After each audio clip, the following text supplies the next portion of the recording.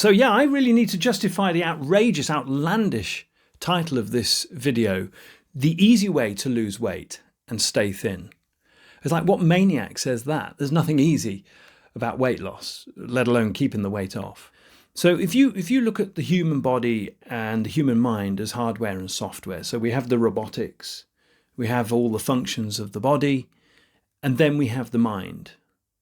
And that can be seen as the software. Our software is inappropriate for this age. I have, and it has turned my life around, which is why I'm doing these YouTube videos. Nom nom nom. Oh, look at me losing weight. Nom nom. No, that's not going to work. Hello, welcome to my first YouTube video. My name's Perry Spiller, and this is a channel called The Losers Club. You're very welcome. Please make yourself feel at home and find a spot on the floor. So yeah, I really need to justify the outrageous, outlandish title of this video, The Easy Way to Lose Weight and Stay Thin. It's like, what maniac says that? There's nothing easy about weight loss, let alone keeping the weight off. So can it be true? Have I really found the easy way to do this? I really think I have. I mean, in 2 years, it's worked for me. And they say the definition of a successful diet is one that has worked for you for 2 years. 2 years without undue stress, without any real problems. And that's what this has done for me. It's not a diet. I'll get into that in a moment. It's not a diet. But there's one thing I want to say first before I explain exactly how I did this and perhaps share the good news with you. And this is really important. So let me make this crystal clear. Okay, I am not an expert. I'm not a dietitian. I'm not a biologist. I'm not an exercise guru. I am in no way an expert of anything. Okay, so now that's said, now that's clear, we can continue with what I believe I've stumbled across. So it's not a diet. So what is it? It's really a piece of code. It's a piece of software, a line of software. So if you look at the human body and the human mind as hardware and software, so we have the robotics, we have all the functions of the body, and then we have the mind. And that can be seen as the software. Our software is inappropriate for this age. It was developed, evolved, during eons of need, like thousands and thousands of years of calorie scarcity. This has been the story for all animals throughout all history, and humans were no exception. You had to really scurry around looking for every last morsel that was barely edible. And that is the case for all hunter-gatherers, even today. You know, there are hunter-gatherer societies and they work blooming hard for their calories. So obviously it would be an evolutionary advantage if we, as animals, were really hungry all the time, like felt the hunger, felt the need to consume calories, especially those calories that are energy-packed. I'm talking sugars and simple carbohydrates and fats and all this stuff, and salt as well is in very, I know this is not salt is not actually calorific, but it is, I think the jury's not long out on how bad it is for you in terms of hypertension. So, and salt is in short supply. So we are driven again to gobble down on savoury snacks. I mean more than most. I love a packet of crisps. You try and, once I've had a packet of crisps, I could eat 5 quite easily. So we've got the wrong software. So this is not a diet. It is a bit of patch. It's a patch of software, a bit of patchwork, you could say. And it's a line of code that I want you to, if you need to lose weight, if you're keen on doing this, I want you to adopt this line of code. I have. And it has turned my life around, which is why I'm doing these YouTube videos. And it's this is the line of code. And when you hear this, you'll think, is that it? But stick with me. There's a very good reason why this simple line of code works. And this is it. I do not snack. Not ever. And that's it. It's that simple. It's that line, I do not snack. And very definitely, I am not saying I do not eat snacks. That is not what I'm saying. That's a very different sentence altogether. That is the word snack as a noun, and I'm using the word snack as a verb, a doing word. I do not snack.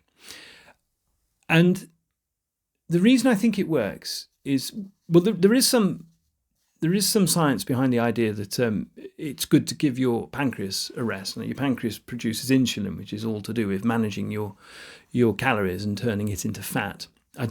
Like I say, I'm not an expert, and I don't, readily have to hand the details on that. But that's not really where I'm coming from. That's just a happy coincidence. It's a bit of serendipity, really, that this whole pancreas thing is also tied up in not eating between meals. Now, the reason I think it works, and the reason it works for me, is because it is basically really simple. It's cognitively simple. It's really easy to hold on to this as a basic fact. It's an axiomatic truth about the way I live my life, if that doesn't sound too pompous. It's as true about me as I don't steal, I don't throw bricks through windows, I don't kick puppies, I don't snack. It's just a truthful statement about me. I don't eat between meals. And I will in subsequent videos, I'll get into how I came to that conclusion and when I first uttered the phrase, I don't snack. But since I have, weight loss has been really quite easy. It's not been as easy as weight gain. I'm not trying to pull the wool over your eyes. Weight gain is the easiest thing. I mean, we all do it. But it's the next easiest thing. And it's so much better. So it's cognitively simple, and it relies on one piece of equipment, if you think about it. And that piece of equipment is that, your watch, or a wall clock, or a sundial, however you tell it, maybe your mobile phone, however you tell the time. It relies on you asking what time is it. It's like the game, what's the time, Mr. Wolf? It's 11 o'clock. So not dinner time. What's the time, Mr. Wolf? 3 o'clock. It's not tea time. What's the time, Mr. Wolf? Dinner time. Way. Honestly, it's as simple as that game that 5-year-olds and 6-year-olds love so much. So all you need is a watch, a wall clock, and that simple patch. I don't snack. There are pitfalls. Like I say, it's not as easy as just eating whatever you want. But those pitfalls are very few. If you live in the West, the chances are that you enjoy a beer or two, or a sneaky glass of wine, or maybe half a bottle or a whole bottle of an evening. That stuff's pretty calorific, especially the beer. You're going to need a strategy to handle how you drink beer, because if you drink a beer between meals, is that snacking? It's a drink. So you need to work out your own rules on that. For me, I only drink Friday nights and Saturday nights, and even then, not every weekend. There are other things. You get complex, chaotic days. You've got to catch a plane. You've got to catch a train. You've got to do extra work. You've got to help somebody move house. There's no time for a meal. How do you handle those days? You need a strategy to handle chaotic days. And other things, birthday parties, people bringing cake to work, to celebrate their birthday. I mean, how churlish does it look if you go, no, I don't snack. It's like, well, it's my birthday. I made this cake. You need a way to handle that. There's just one other thing I'd like to say as well, and it should go without saying, but I'm going to say it so it is out there. When it is meal time, you won't lose weight if you pile your plate too high. If you stack it up and you go, nom, oh, look at me losing weight. No, that's not going to work. Don't pile your plate too high. I shouldn't have to say that, but there you go. So to conclude, what are we talking about here? It's not a diet. It's a single sentence, a one-dimensional commitment.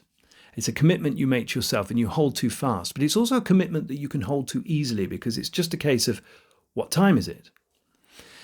Very little to think about in terms of calories, in terms of what you're eating. I'm not saying what you should eat. I'm not saying what you should not eat. This is not what this is about. That's entirely up to you. And there's just a few things to look out for. Look out for those chaotic days. Have those rules in place for when people, spring a surprise cake on you. You're still a social animal. You don't want to be rejecting the people in your life when they offer you kindly lots of calories.